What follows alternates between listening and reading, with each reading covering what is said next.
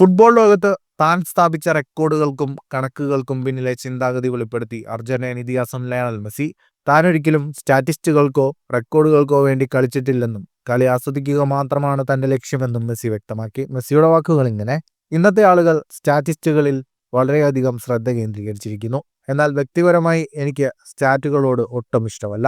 ഒരു റെക്കോർഡിലെത്താനോ ഒരാളെ മറികടക്കാനോ ഞാൻ അസിസ്റ്റ് നൽകുകയോ ഗോൾ നേടുകയോ ചെയ്യണമെന്ന് ഞാൻ കരുതുന്നില്ല.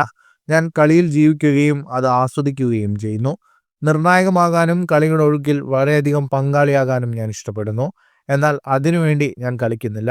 അതിന് ഞാൻ ഒരിക്കലും പ്രാധാന്യം നൽകിയിട്ടുമില്ല. കാര്യങ്ങൾ സംഭവിച്ചത് വളരെ സ്വാഭാവികമായ ഫലമായിട്ടാണ്.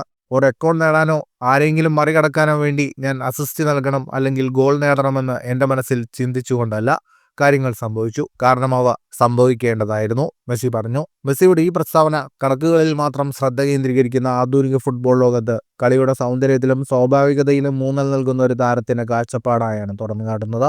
മെസ്സിയുടെ വാക്കുകളെ കുറിച്ചുള്ള നിങ്ങളുടെ പ്രതികരണങ്ങൾ എന്താണെന്ന് കമന്റായി രേഖപ്പെടുത്തു. ഫുട്ബോൾ ലോകത്തെ കൂടുതൽ വാർത്തകൾക്കും വിശേഷങ്ങൾക്കുമായി സ്പോർട്സ് കഫേ സബ്സ്ക്രൈബ് ചെയ്യൂ.